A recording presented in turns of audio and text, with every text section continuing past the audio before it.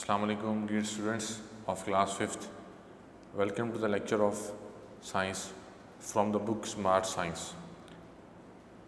Today we will study some topics of chapter number 9, which is force and motion. The objectives of today's lecture are to understand about the basic concept of force and the Newton's laws of motion. So please open your books, page number 61. Let's start reading. Force is the energy required to do work. यानी कि कुव्वत, यहाँ पे उसको define किया जा रहा है कि फ़ोर्स क्या होती है। असल में फ़ोर्स वो पावर होती है कि जो किसी काम को करने के लिए हमें दरकार होती है। ठीक है। When you open the door of a refrigerator, जब आप एक रेफ्रिजरेटर यानी फ्रिज का दरवाज़ा ओपन करेंगे, उसका दरवाज़ा खोलेंगे, यू आर पुलिंग इट, आप उसे खींचेंगे अपनी तरफ, तभी वो खुलेगा। When you press the button of the lift, जब हम किसी लिफ्ट का बटन प्रेस करते हैं तो वो पुश होती है, यू आर पुशिंग इट, हम उसे खींच रहे होते हैं। ठीक है।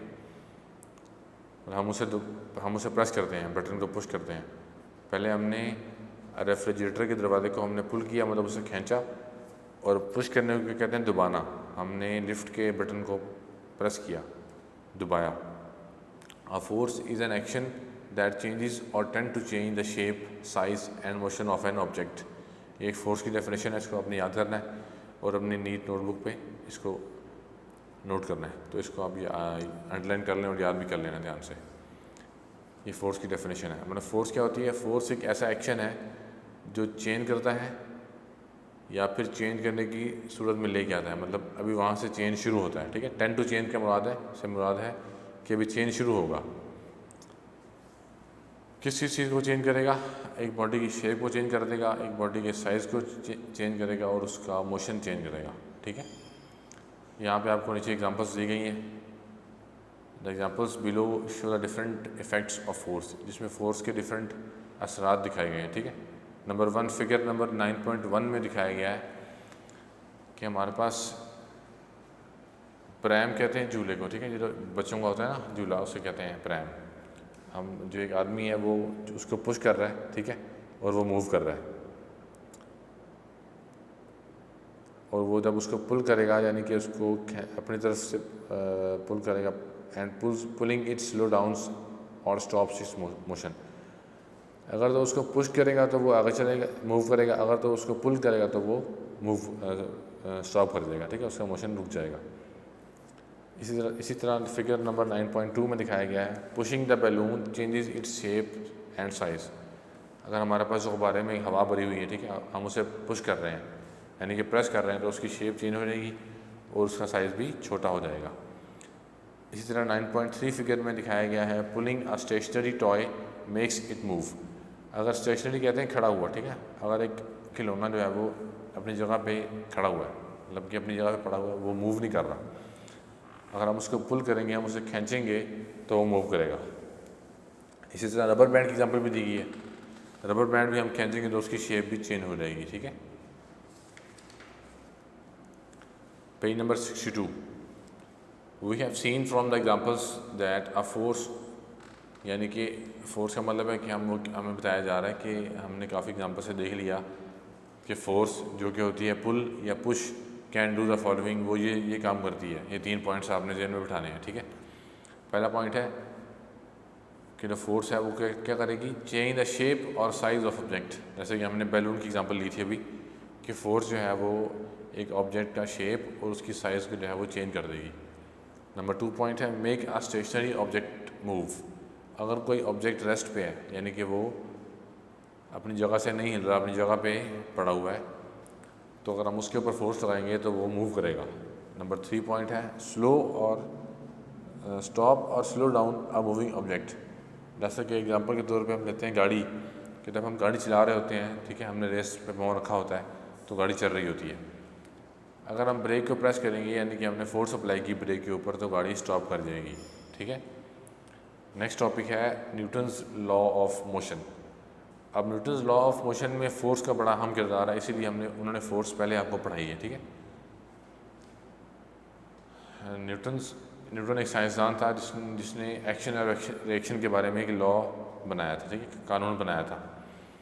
वो कानून क्या था कि action and reaction are equal in magnitude but opposite in direction. यानी कि अगर हम कोई टेनिस की बॉल हम दीवार पे फेंकेंगे, ठीक है, दीवार को की तरफ थ्रो करेंगे, तो क्या होगा, हम देखते हैं कि वो टेनिस की बॉल दोबारा दीवार से टच होकर हमारे पास दोबारा आएगी। मतलब जो हमने दीवार की तरफ थ्रो किया बॉल को वो था एक्शन, और जो बॉल दोबारा हमारी तरफ बाउंस बैक होकर आएगी वो होगा उसका रिएक्शन। जितनी फोर्स हमने इस पर लगाई है एज एक्शन उतनी ही वो रिएक्शन से वापस आएगा, लेकिन होगा क्या कि सिर्फ उसकी डायरेक्शन चेंज हो जाएगी, ठीक है। ये साइड बॉक्स में जो है इन्फॉर्मेशन दी हुई है, इसमें ये लिखा हुआ है कि when a body exerts force on another body, जब एक बॉडी किसी दूसरी बॉडी के ऊपर फोर्स अप्लाई करती है, फोर्स लगाती है, तो क्या होता है कि the second body also exerts an equal force on the first body. जो दूसरी बॉडी है, जो हमारे केस में दीवार थी, तो दीवार भी बॉल के ऊपर उतनी फोर्स लगाएगी but in the opposite direction, लेकिन वो होगी अपोजिट डायरेक्शन। अब आपसे यहाँ पे सवाल किया जा रहा है कि टेनिस बॉल जो होती है जब हम उसको दीवार के ऊपर स्ट्राइक करते हैं या थ्रो करते हैं तो वो दोबारा बाउंस बैक क्यों करती है।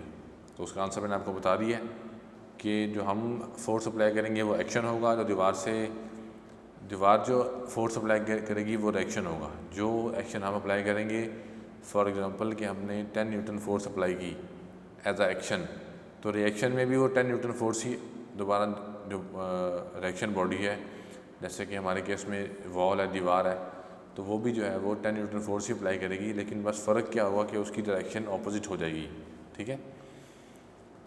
The force exerted by the ball on the wall is called action. यानी कि जो फोर्स हमने अप्लाई की थी या जो बॉल ने अप्लाई की दीवार के ऊपर वो एक्शन था, और जो बॉल के ऊपर फोर्स अप्लाई करेगा ऑपोजिट डायरेक्शन में वो होगा रिएक्शन।